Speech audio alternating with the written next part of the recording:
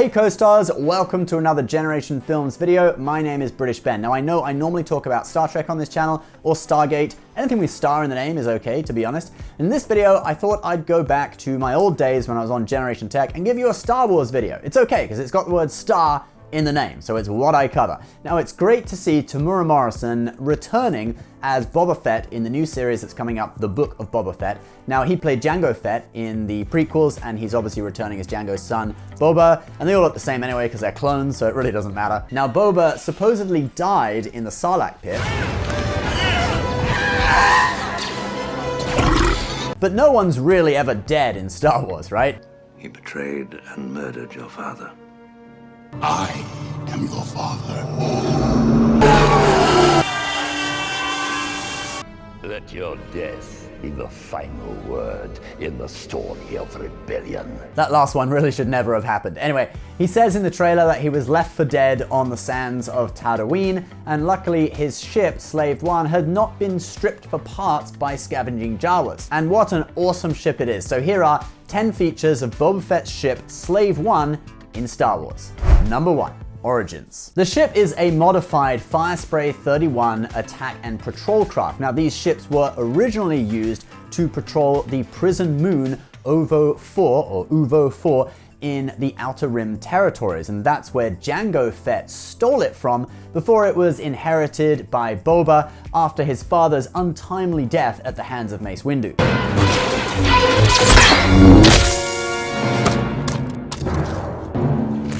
These ships were built at the Kuat drive yards, like all great ships in Star Wars, almost, and they could transport up to 6 prisoners, which made it the perfect ship for a bounty hunter, and Boba Fett and Jango Fett actually weren't the only bounty hunters to fly this type of ship. Behind the scenes, the ship had been originally designed when Rodis Jamero saw a radar dish that he liked the look of, and he took that as his starting point. Others said the ship looked like the streetlights outside Industrial Light and Magic's building, or a steam iron. Check out this photo that someone made on Facebook. And here's Darth Vader using it. I love the internet. All right, now our clothes are nicely pressed. Let's move on.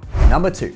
Modifications. You think Han Solo was the only one to make modifications to stuff? I've made a lot of special modifications myself. So it was Jango who started modifying the ship when he first got it, adding an arsenal of hidden weapons in addition to the 2 laser cannons, which had been modified for more precise firing. This meant that the ship still appeared lightly armed, but there was a lot of weapons hidden under the hood. We'll go through the other weapon systems in detail later, but when Boba inherited the ship, he added heavy-duty shield generators and also a military-grade sensor system for jamming and masking that could make the ship disappear off of others' sensors. Then the ship had a deck on a gyro system that allowed it to stay upright no matter what orientation the ship was in. We see this in The Mandalorian, because although the ship flew like this, it had to land like this. This upgraded ship would have cost 125,000 credits, which is a lot more than the 80,000 credits quoted for the standard Firespray 31 model. Number 3. Dimensions and specifications. Slave One was 21.5 meters or 70 feet long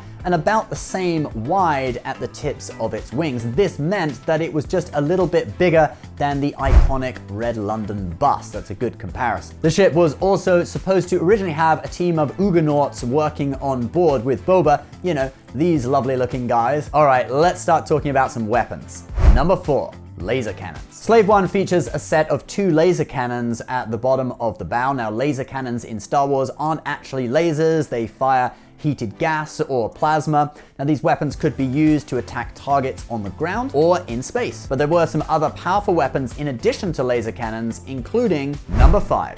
Ion cannons. Ion cannons were used to interfere with the electronic systems on other vessels and disable them. Huge ion cannons, like the one we see at the Battle of Hoth, could even disable an entire Imperial Star Destroyer. Slave One had ion cannons at the same place as its laser cannons, and they were used to disable an Imperial shuttle in The Mandalorian. This is a great way to capture an enemy ship without destroying it. But ion cannons aren't the only hidden weapons the ship had. Number 6. Seismic charges. Seismic charges work by drawing in sound from the vicinity and then exploding.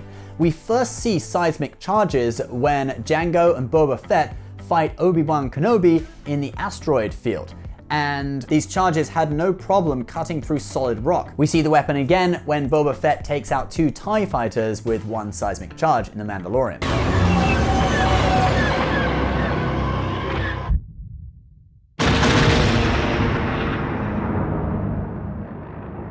The sound of the weapon was designed by Ben Burtt, who was inspired by lightning that you see before you hear it. So he left kind of an audio black hole as you see the charge explode, and then you hear the twang of the weapon after it.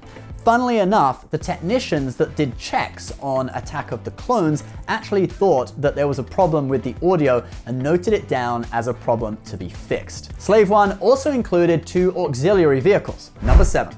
Viper speeder bikes. During the Clone Wars, after the death of Jango Fett and when Boba Fett was still a boy, the ship did have 2 Viper speeder bikes on board that could be used for missions on the surface of a planet. These were a model of repulsor lift speeder bike that was similar to what was used by the Empire in Return of the Jedi. Number 8. Changing cockpit design. In The Empire Strikes Back, the cockpit appeared to be small, with just 1 seat for Boba Fett in the middle. In Attack of the Clones, we see a bigger cockpit that appears to have 2 seats side by side for Jango and Boba. In the Clone Wars, the cockpit gets bigger still, with 1 seat in the center and then 2 seats slightly back and to the sides that have access to the weapon systems. And in The Mandalorian, the design changes again. In the concept art for the show, you can see there's actually a room behind the cockpit with bunks and a ladder leading down. Number 9.